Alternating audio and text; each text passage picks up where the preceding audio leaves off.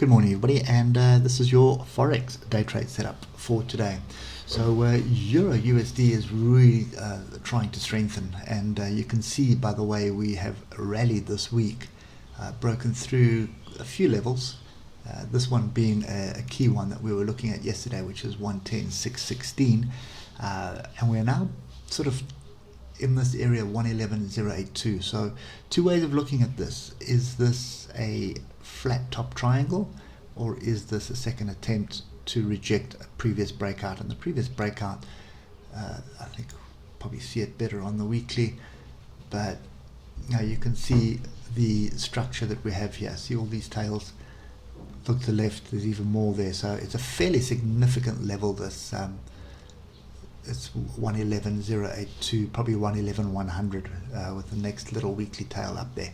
But key thing on the weekly here is look how far we are from the moving averages. We have crossed over, indicating bearish territory at the moment for this pair, but we are sort of far from the moving averages. So, looking at the 8 hour, I don't really want to be buying off this at this stage, and a little bit cautious about selling as well.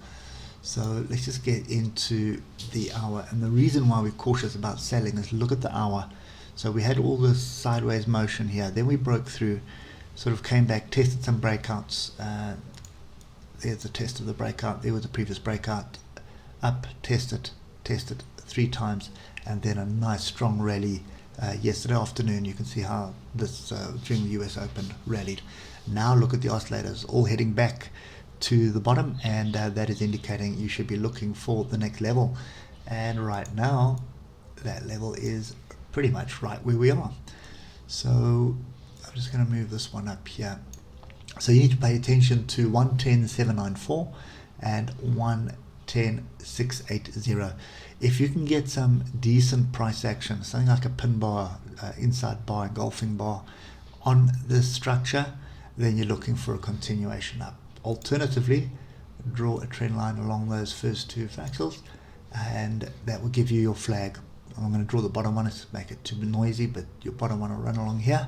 So then you're looking for a break above, I'd ultimately go for this, break above 111.082 and hold that. That would validate the flag for a second move equal to the move of yesterday. So that is roughly around 1,000 points. Okay, so that's something to pay attention to. It is going to be volatile because it has been a downward trend, and it's been all about dollar strength, but now this is flipping a little bit into a bit of recovery and sort of a dollar weakness. US dollar Japanese yen measured move was hit, as we discussed yesterday, at 118.927. We came back onto structure here. Probably another opportunity to buy at 118.428. If you are not in it, then you've missed that move, but could be a bit of a flag setup as well. So I would be still want to see us break through this area and find support. So 118.927, I want to see a break and find support. Otherwise, this is pretty much going to be the range we're going to be in. So you can be buying off the bottom and potentially selling off the top, although I would not be selling in an upward trend, and we're in an upward trend, so I'd be looking to buy on pullbacks only. Moving on to the pound and British pound Japanese yen, it is been a mammoth week if you look at this. So that at the moment we've had a 2% move in this pair. Look at the oscillators starting to cross over, the moving averages crossing over. Oscillators are grouping to the upside, indicating that we need to be very wary of buying at the top here, and this is a top. So moral of the story is still the same, looking for pullbacks, and let's just do this on the hour. We're looking for pullbacks. We got a pretty strong pullback here yesterday, 155.536. I'm not sure I would have jumped in on something like that with a big bar like that on the hour, but yeah, it came back the level. Got to trust your levels, and it bounced off. So if we get above basically the highs of yesterday, then we can start looking for our next move to the upside. But at the moment, I think this is looking a little tired, and I'd want to just wait and see what transpires. So not really willing to put my money into this just yet. We may pull back and do a second test here, but again, the next levels are quite far down if you look at these tails. So this is a sit on hands for me at the moment.